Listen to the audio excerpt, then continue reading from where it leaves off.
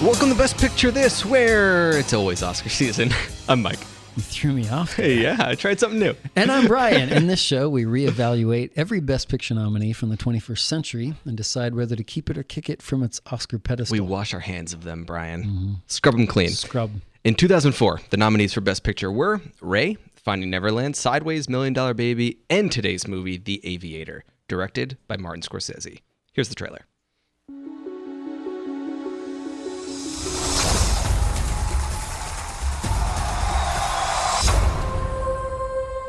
Ladies and gentlemen, Howard Hughes.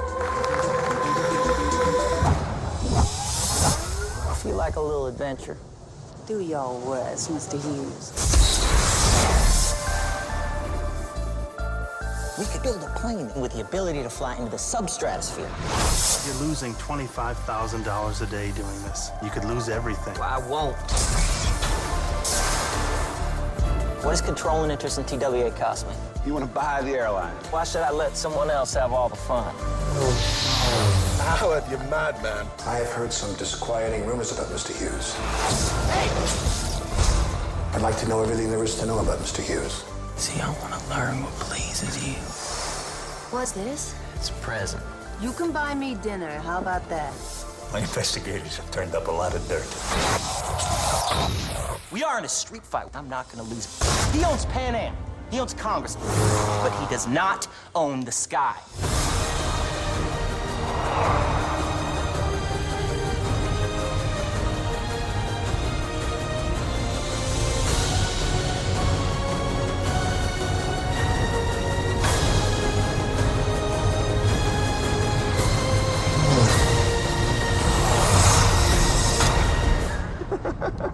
She'll go faster.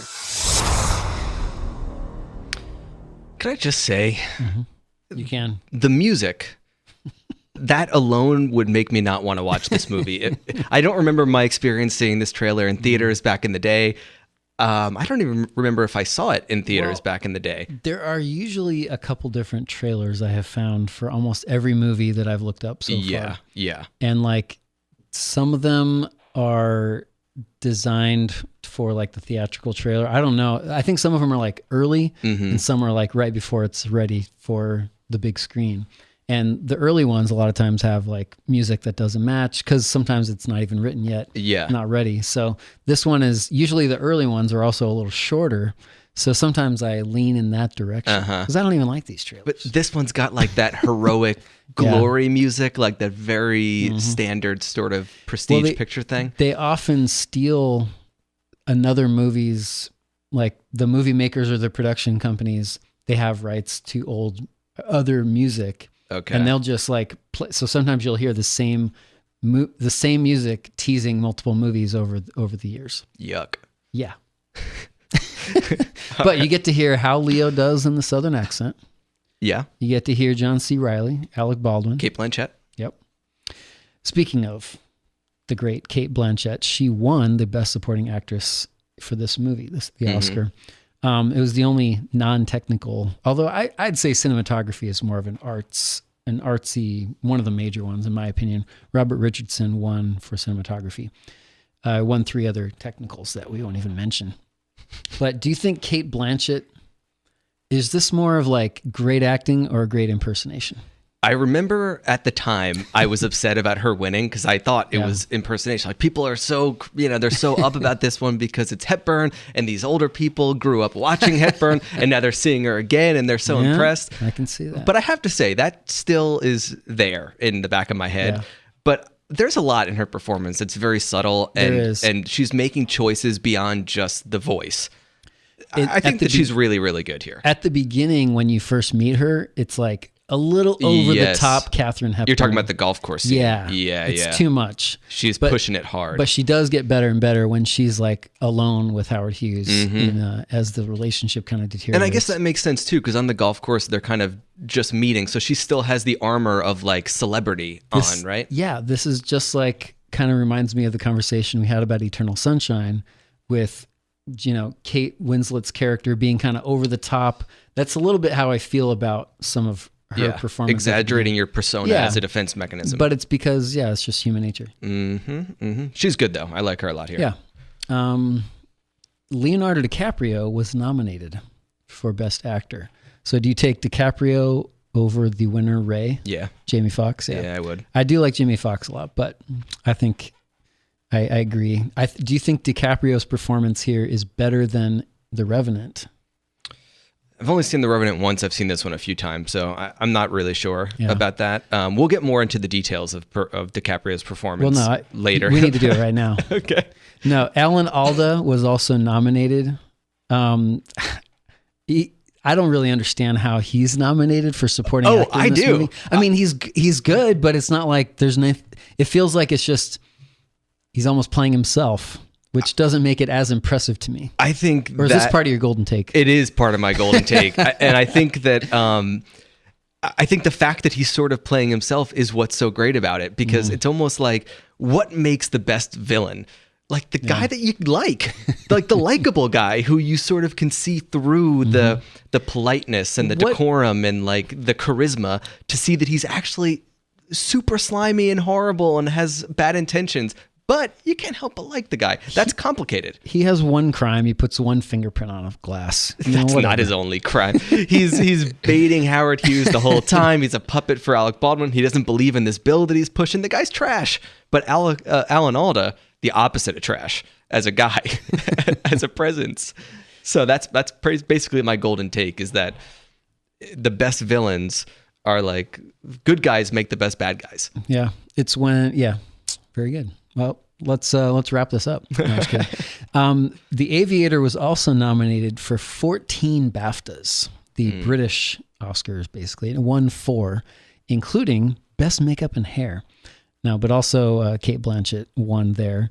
It was nominated for 6 Golden Globes, and DiCaprio won for the Best Actor. It was made for a cool $110 million, and it made the box office was 213. So coming up in the show, we'll do our Farley Awards for the most awesome moment of The Aviator. We'll give our golden takes. We'll each ask each other one question, which will probably result in a silver or bronze take. We will imagine what might have been. We'll talk trivia and the big reveal.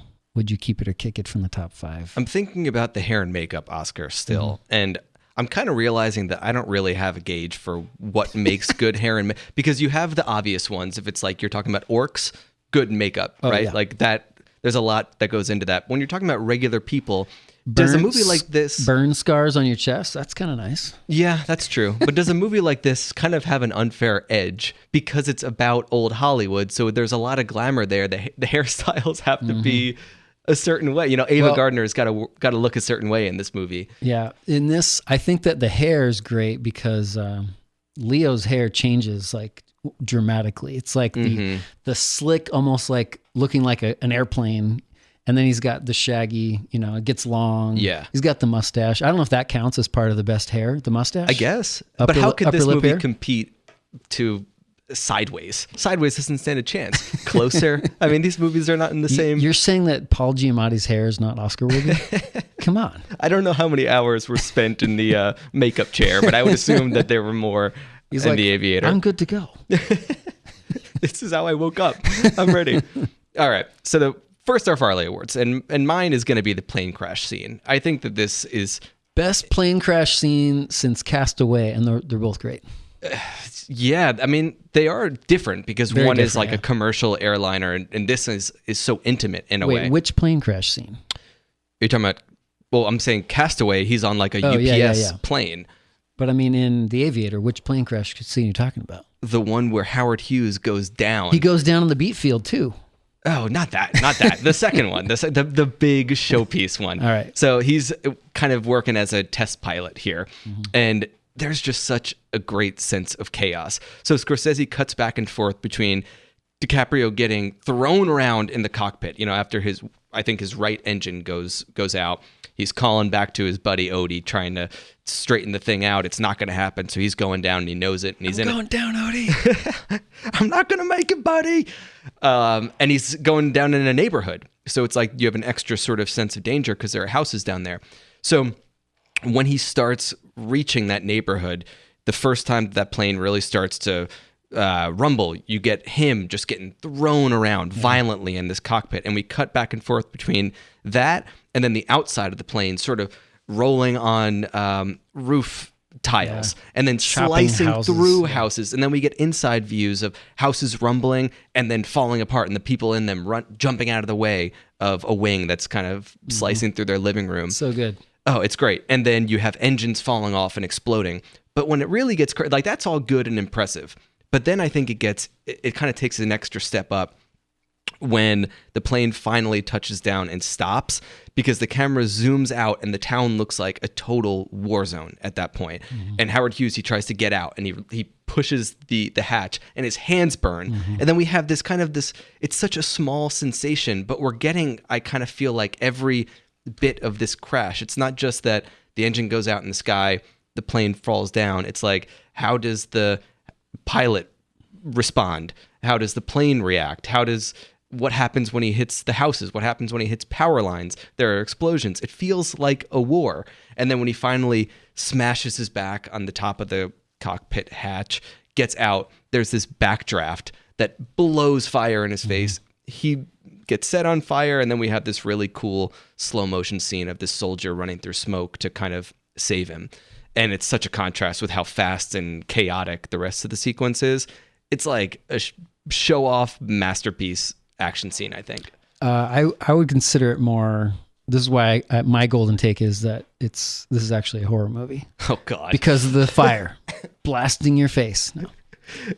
And he says, "I'm Howard Hughes, the Aviator." That's drops such the a title great of the line. movie, but man, it's so cool. In lesser movies, that moment would have felt cheap. Like, oh, now you're repeating the title back to me. It's a bit much. The thing with the thing about when he says the Aviator, it's like, I thought that was a great line, because he does so much in his life, and how does he define himself? And when you're like, that's not like a planned line when he's lying there on the ground. He has to, what are you, Howard Hughes? Yeah. He's an aviator first, more than a businessman, more than a movie maker, more than a playboy.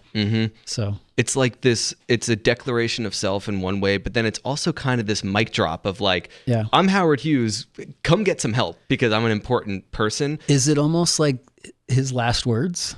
Does he? It could easily have been. It could be. It's kind of like this mic drop moment right at the end of his biggest failure, almost. And like, if I got into a car crash on the way home, I would probably say, Brian McMillan, best picture of this co-host. Yeah, probably that. This sequence though is just so exciting and cool and stylish and great. And I think that you see. I mean, there's a lot of action movies out there, but I think this is a really great scene too. Just the pacing of it, the detail versus the big picture, but also the strangeness of it. I mean, the slicing up of those tiles on the roof. Yeah. That's a really arresting image. It actually, I think, I didn't like go back and study this exactly, but I think that if you compare the different big plane rides that he has, there's 4 of them in the movie. He goes up with Hell's Angels as he's filming, and then like the camera gets knocked off. That's an awesome action scene also, where you see all these planes flying around. You're kind of like on the edge of your seat figuring, it looks like everybody's going to crash into each other right there. It's kind of foreshadowing of other crashes in the movie. Then you have the one where he crashes in the beet field, which is, the coloring is really strange, and the red is flying up all around him just like it does with the roof. I thought that was kind of interesting. I think you're supposed to see those connections. And then the last one is him flying the spruce goose. Or is that the spruce goose, the one that's on the water? Anyway, the big huge plane at the end on the water. So it's kind of like 4 episodes of his aviation life, and how people respond to him each time changes dramatically also, and kind of shows his progression. So I feel like there's like these 4 chapters in the movie. And a quick note about the coloring too. He crashes into that beet field, and the plants look sort of blue. And the same thing when he's golfing with Kate Hepburn, the golf course looks sort of blue. and I've always noticed this, but it stuck out to me this time, and I looked it up, and apparently this was a choice because Scorsese wanted the early parts of the movie to feel more in line with that part of Howard Hughes' life when the coloring was still kind of being figured out in movies, and there was a certain, not binary, but they couldn't really lock in the greens yet. It was like 3-color process, like Technicolor, and yeah. So I thought that was kind of interesting too. It felt a little showy sometimes, like the big differences in how it was done, but overall I thought it was good. It's kind of like we talked about a few different times. What can a movie do that nothing else can do?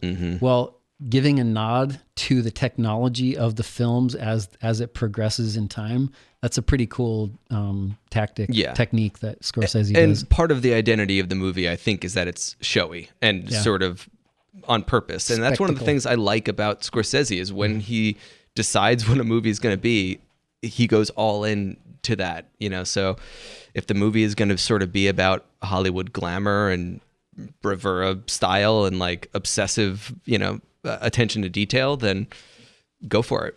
Don't hold back. If it's going to be about milk bottles, urine, I mean, anything, you go all the way. Do it. Your best moment. My best moment. There's so many great scenes. I'll kind of do a quick thing on a couple of them. One is, I love the shot where after Leo's character Howard Hughes is telling his friend Odie, we got to get rid of the rivets. And he finally is running his hand along that perfectly smooth chrome that's like a mirror.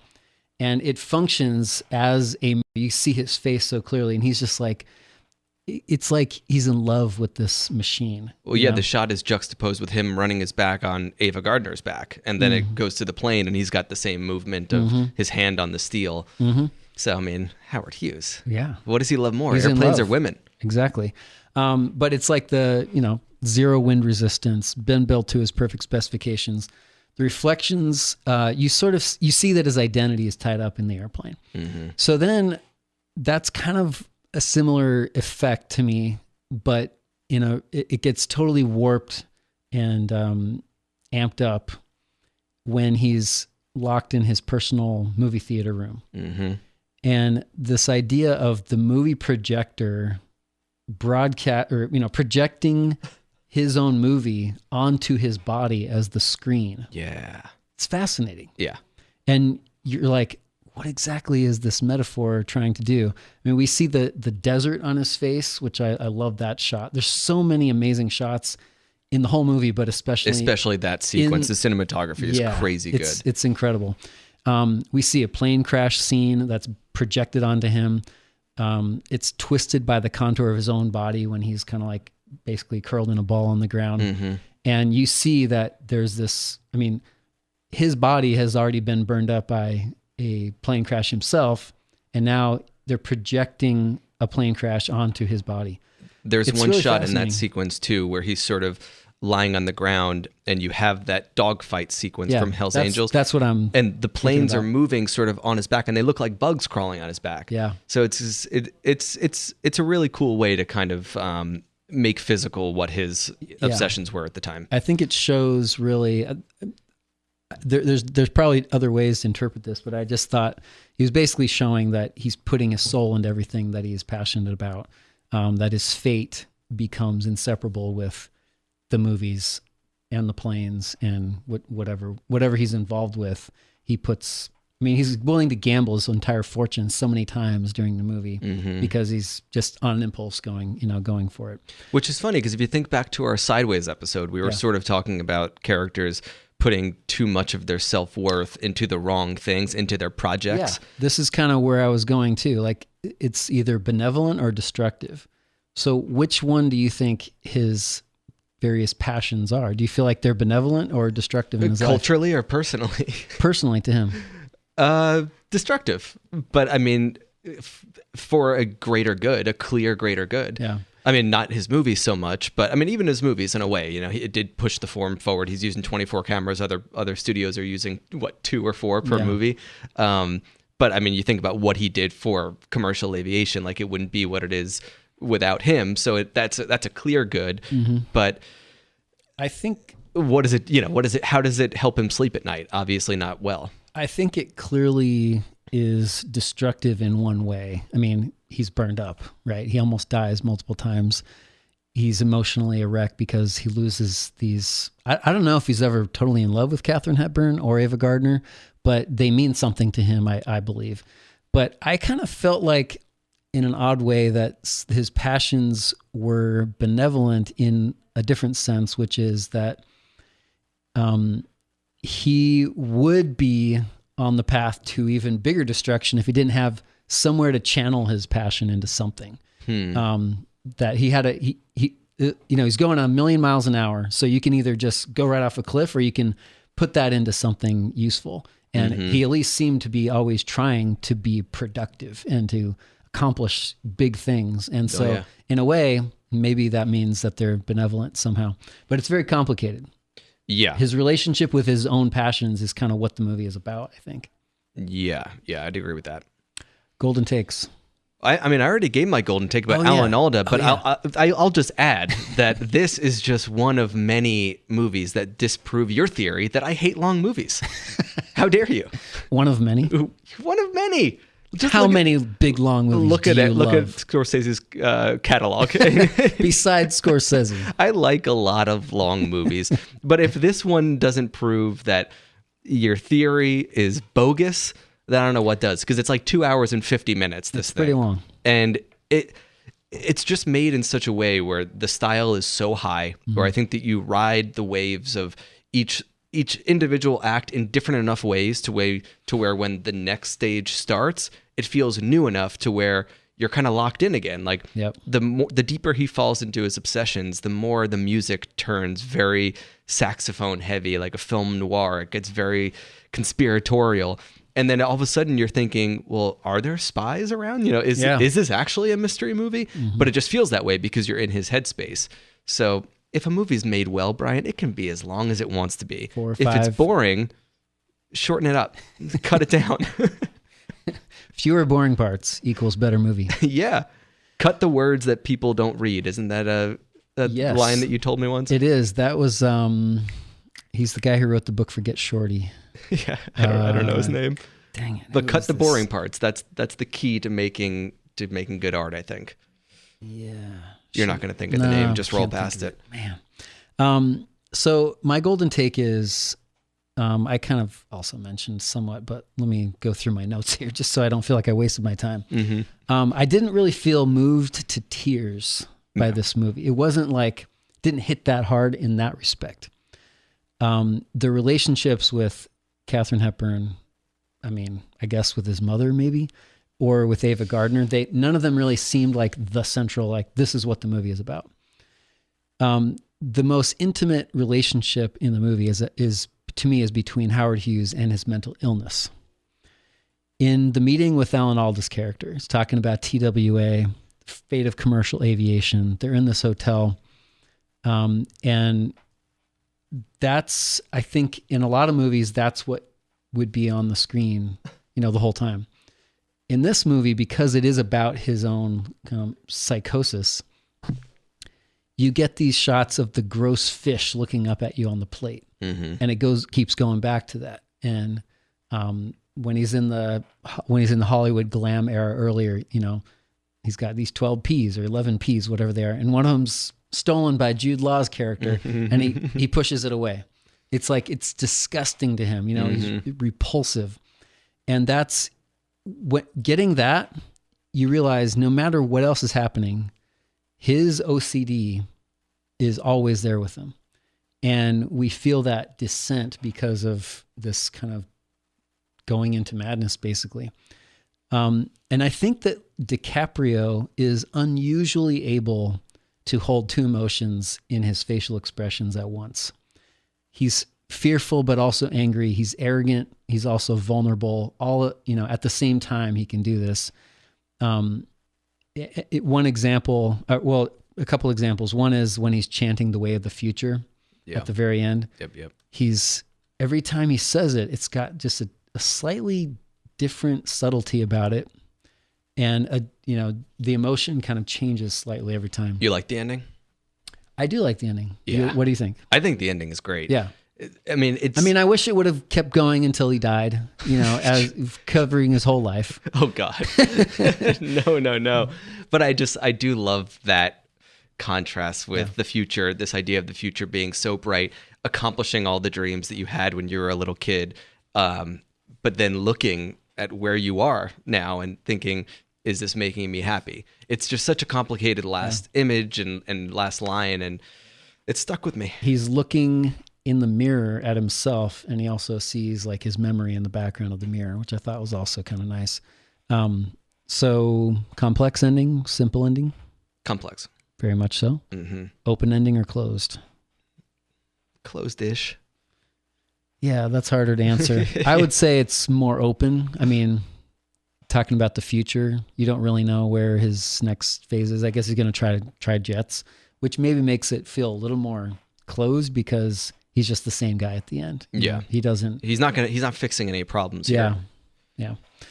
All right, questions. So we're talking about DiCaprio. So let me ask you a DiCaprio question. My notes say that I go first here, but but we're talking about DiCaprio, so I'm just going to steamroll you. Go ahead. Anthony Quinn from The Independent says DiCaprio remains a lightweight presence, a cherubic man-child who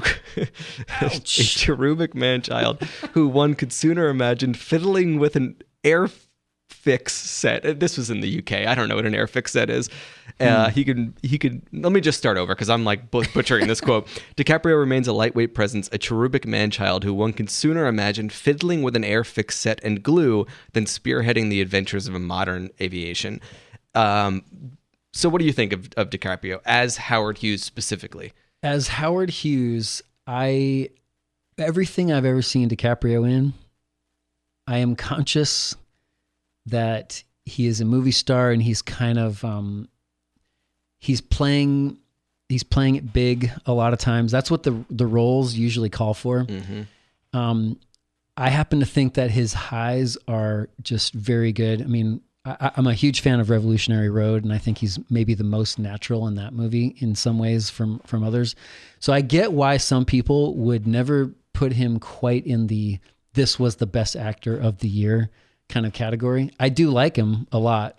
And I think that he's great. And I think I think this year it's worthy of best actor consideration for sure. But there's one little tiny part of my brain that always is hesitant to say nailed it, best acting I've ever seen kind of thing. I think that what about we're you? Sort of hardwired to resent big showy performances in a way because I don't know. We're like, we can see them acting. And I think that you can see DiCaprio acting, but at the same time, he's magnetic always. His commitment and his intensity are so big to where I never watch a DiCaprio movie and am bored by what he's doing on screen.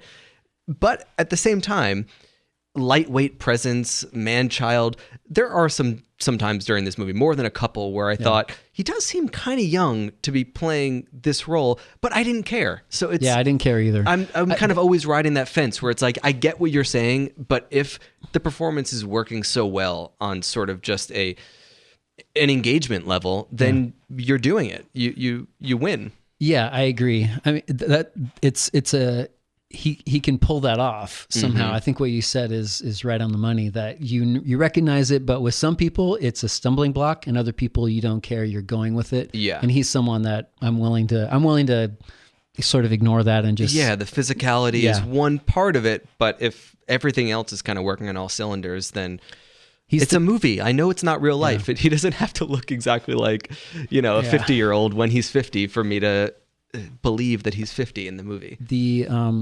He's an actor where if you know that he's going to be on the screen 90% of the time, you're willing to watch it no matter, what other flaws it might have. Yep.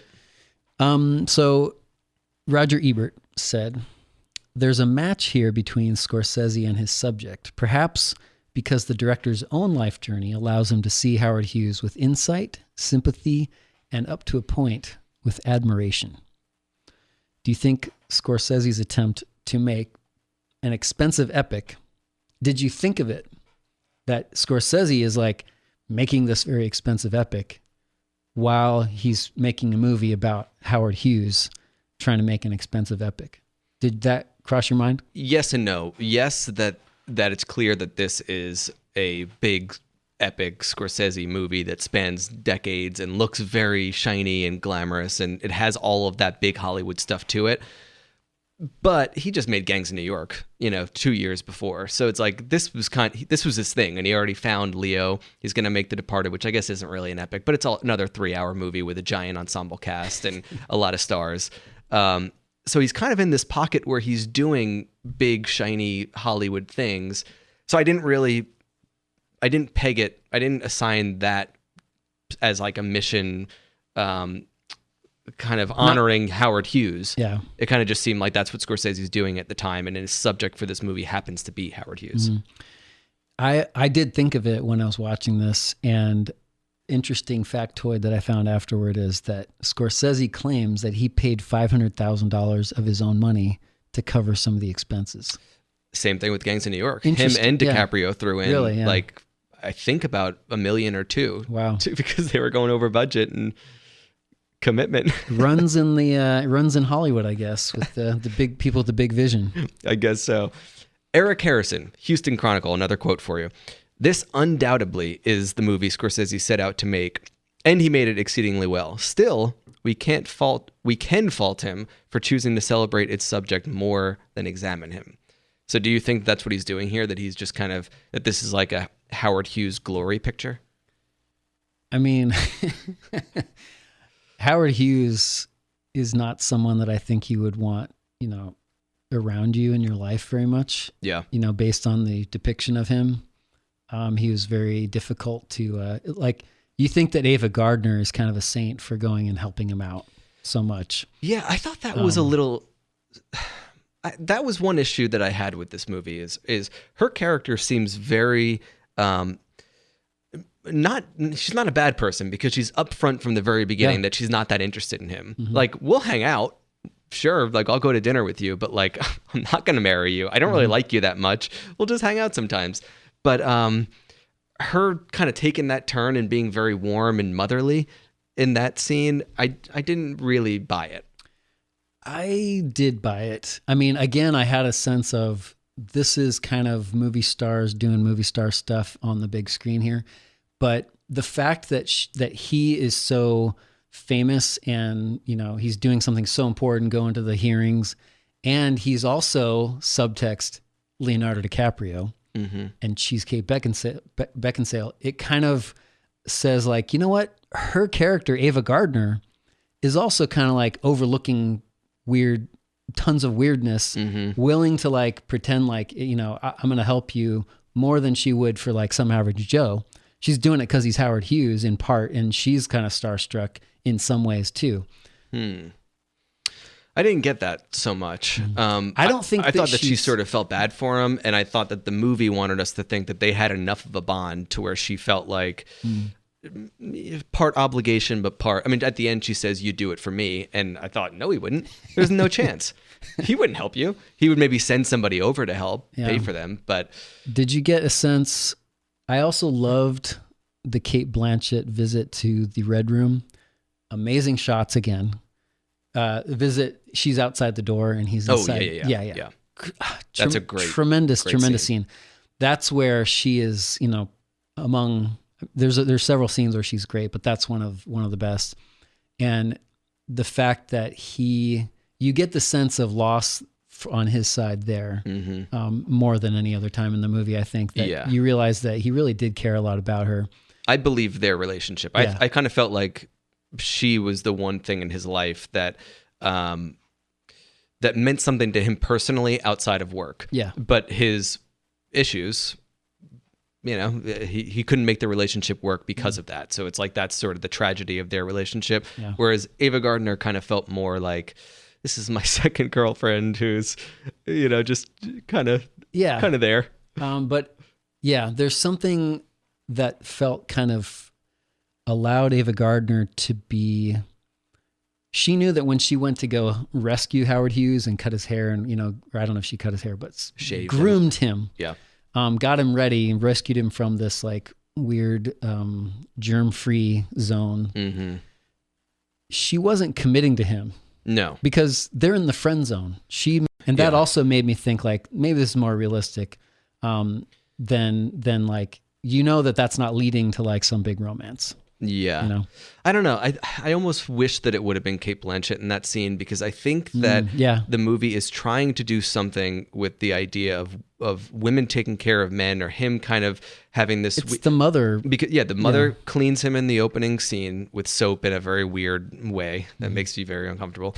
I think that's the point. Cate Blanchett cleans his cut after he crashes in the beet field, cleans his feet with water, and then Ava Gardner comes over and shaves him and gets him ready. And I think that Scorsese was trying to do something with like, here are all the women in his life and they all serve sort of the same purpose, but I just didn't feel like she fit. It didn't really work for me. I read other criticisms of her role. Oh, really? As I was going, but I didn't mind her. I do kind of like Kate Beckinsale. So that like her. Again, that's kind of like part of what we talked about on several of these episodes is like, your connection to a movie star dramatically can impact your take on how effectively they portray a certain role, just because you're bringing in this other baggage. And other times it can hurt you. Like, I don't really like Nicolas Cage very much, so it's kind of hard for him to make me like his character, even though he might do things that say, yeah, you're a likable character. Back to the glorifying Hughes thing for a second, though. I thought that quote was interesting from Eric Harrison, because he's sort of insinuating that this movie is a clear-cut glorification picture, and I just don't see that at all. I think that it does sort of set Hughes up as this unstoppable force that, like, without him we wouldn't have commercial aviation, we wouldn't even have capitalism, which, okay, but I mean, if there is truth to that, then I'm on board going on that journey. And I think that you can get away with making the business side of him so sort of flawless in a way. Like, he doesn't care about losing money at all, which is impressive. I think that's supposed to kind of win us over in a way, because he's so clear-minded in pursuit of his goals. But I think if you balance that with the OCD, you can kind of get away with anything, because then you always have the two sides of the coin playing in contrast to one another. Like, you feel like maybe his flaws were, he's almost like a victim of his own flaws, instead of like he's a flawed person, or he's making bad mistakes. Yeah. And even if you take the OCD out of it, you can see that he doesn't treat his girlfriends right because he's so focused on work. So at what point is the line blurred? Here and there. What's the big deal? We've all got, bugs in our room, in our houses. A few bugs, and in the middle of a fight, you take a business phone call and you put dripping ice cream down on a nice mahogany desk. I love that scene. She says, "Don't put the ice cream." It's pretty intense when Ava Gardner smashes him on the head with the whatever that was, little duck pin bowling ball. Is that what that was? I don't think it was. I don't know. So now I have a list of 98 things that are historically inaccurate from the movie. Let's pare it down to like 9. I'm just kidding, though. I purposely didn't look those up because I don't want it to ruin the movie for me. It wouldn't ruin the movie for me at all. Did you know his name was actually not Howard Hughes? It's Hughes Howard. No, I'm just kidding. What might have been? Tell me yes or no. Well, actually, this is like, I don't know that much about Warren Beatty. I mean, I know who he is, but he was apparently going to direct and star in a Hughes biopic in the 70s. Christopher Nolan was going to make a movie about Howard Hughes starring Jim Carrey. I would see that movie. I would see it 100 times. Do you think they would find a way to let him be like manic and wild and have weird facial expressions? Yeah, a little bit. How would that change Jim Carrey's career if he were the Aviator? I don't know. Jim Carrey's had a good enough career. He would never get back to doing Sonic the Hedgehog. I mean, he'd just be totally going in the serious roles from now on. I don't know, maybe. But Christopher Nolan's next movie is going to be about J. Robert Oppenheimer and the atom bomb. Oh, nice. It's going to be good. Yeah. Milos Forman was in talks to direct a movie about Howard Hughes with Edward Norton as Howard Hughes. Interesting. Okay. Yeah, all right. I mean, I like Edward Norton. Nicolas Cage as Howard Hughes. That was another. Yes. Brian De Palma directing. Oh, yes. Directing Nicolas Cage. 100% yes. Johnny Depp as Howard Hughes was also in the talks. Yeah. I think Johnny Depp would be the problem with that little problem we have with DiCaprio. It's like 10 times that with Johnny Depp in some movies for me. So it's a little harder for me to see that. He needs to be all the way weird, like Pirates of the Caribbean. Oh, I thought you were going to say Charlie and the Chocolate Factory. No, and I was going to leave this podcast. He's going a little too far in Charlie. Disney then restarted development and hired Michael Mann to direct Leonardo DiCaprio. And then Michael Mann backed out. A lot of good names tied to this thing. I would see all of these. Yeah. Nicole Kidman was going to be Katharine Hepburn at one point. I could see it. Yeah, that would be kind of interesting. All right. So trivia. We already talked about the color changing throughout. What did you think of the special effects? They used quite a few scale models instead of tons of CGI because of recent unrealistic looking CGI effects in other movies. So they went with more scale models than you might expect in this. There is CGI in here. There is, and you can tell. Like the propellers feel like they're always CGI. The spray of the water in the Spruce Goose is like, yeah, a little too much. I'm fine with all that stuff, though. Yeah.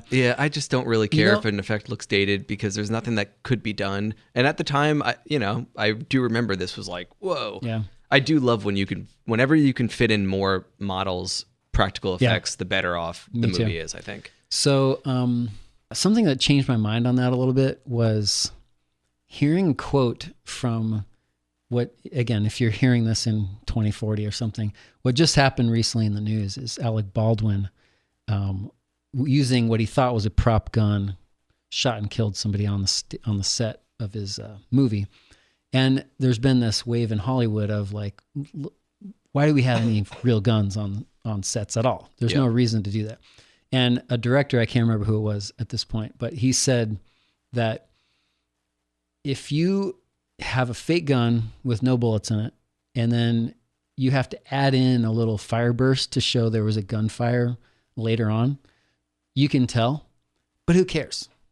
It's a movie. Yeah. And I was kind of like, that's kind of true. Maybe I should not be so hard on special effects sometimes because, it is a movie, whatever.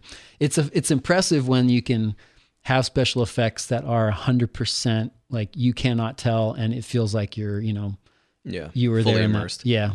But gunshots, I've never seen a gunshot on screen that I thought, oh, that took me out of it. Yeah. The digital, that's a small thing that I think you can fit in anytime. Yeah, and is it really worth any kind of risk? But if we're talking about like a monster, I would rather see a guy in a suit. Like The Fly over... Any day. Yeah, I agree. Cover him with slime. You can see little hairs. Like he looks tangible and gross. Yeah. And that feels like a part of this world that doesn't belong. CGI feels like a video game, and you're not going to be scared by a video Rubber game. Yoda over CGI Yoda all day long. Except for in Revenge of the Sith, which is an undisputed masterpiece, correct? I'm going to watch it for 2005. Yes. It's on my list. I can't wait to rewatch it. Rubbery Jabba the Hutt over CGI Jabba the Hutt all day. Mm-hmm. So Katharine Hepburn, when Cate Blanchett was preparing to play Katharine Hepburn, she learned to play tennis and golf, which we love these details, right, Mike? You love this. I guess so. She also took cold showers because Katharine Hepburn was known to take cold showers. You like that? No, I don't like that at all. How can you possibly play Katharine Hepburn if you don't take the cold showers? You don't really know what she's feeling. I mean, I'm not an actor. I don't know how to get into character. And I'm sure that a lot goes into it that I don't even realize, beyond just like memorizing the lines and getting your voice down. But come on. Cold showers. Totally worth it. Totally necessary. Freckles. Painstakingly painted onto Cate Blanchett's face. And there's the makeup arms. award. Yeah. There you go. The greatest, there should be an Oscar for freckles. Kate Beckinsale gained 20 pounds to play Ava Gardner. What? Okay. Keep her to kick it, Mike. Oh, I'm keeping it. Moira McDonald from the Seattle Times. I always like Moira. I got to meet this Moira one day because whenever I see her quotes, I like them. She says, while we leave the film without much more of an understanding of Hughes' legendary obsessions than we did upon entering, we nonetheless leave with a sense of having been glamorously, thoroughly entertained, which these days is a rare pleasure. And I think it's that simple. It's that simple. Like, this movie is not reinventing the biopic, and I complain a lot about the biopic, but I think it leaves out the boring parts, and I think it's loaded with craft, and it's just passionately made, and it's entertaining the entire way through. And so, you know, it doesn't need to be more than that. Considering it's such a long movie, the entertainment value is enhanced by how long it is, which is also kind of rare. I also will give this a keep. It is, it's not one that I'm going to kick out of the 5 secretly at the end when we do our finale, like I do in some movies. I won't commit to anything, Brian. Yeah, anyway, I lost my train of thought, so we'll keep on going. But the cinematography. Yeah, it's great. Got to call that out. Alan Alda. Alan Alda's okay. No. We got to call out Certainly Alan Alda. Not an Oscar-nominated performance. Like, no. He might, well, No I mean, way. if he wasn't nominated, he might have made my end of the year. And another thing, this guy Really? should have been nominated for Best Supporting. I think he is great here. Like, Alec Baldwin is fun to watch in this movie, but anybody could have played that role. Alan Alda brings such a unique presence to it. I thought Odie, whoever plays Odie, was Odie's pretty good. boring. I could have played Odie. No. Easy. Barry Pepper was going to play him. Do you remember, Barry Pepper? No. He was like a sniper in Saving Private Ryan. Okay. Guy with the cross necklace and everything. Anyway, they look very similar, so I thought that was interesting. So we'll both keep The Aviator. In the next movie, we'll be discussing $1 Million Baby, Clint Eastwood's Best Picture winning boxing movie. It won Best Picture, right? I don't know. What? You don't know? You've been saying this every episode?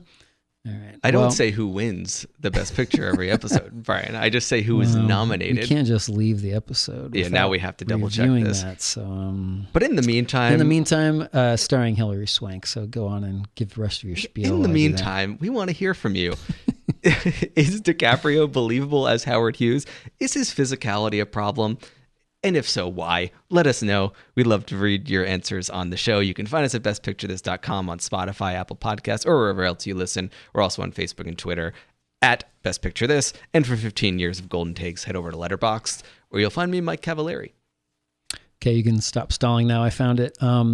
Yes, $1 Million Baby won Best Picture. It did win Best Picture. Okay. One Best Actress, one Best Supporting Actor, Morgan Freeman, and one Best Director. Wow. Damn. All right, so clean sweep almost. So, yes. Where were we here? To support the show. And help select a movie for a bonus episode. Visit patreon.com/bestpicturethis. Thanks to WNZF and to the illustrious Mark Gilliland for producing. And please remember to rate, review, and subscribe to the show on Apple Podcasts. Thanks for listening, and we'll be continuing to listen to you with the bugs in your house. Creepy.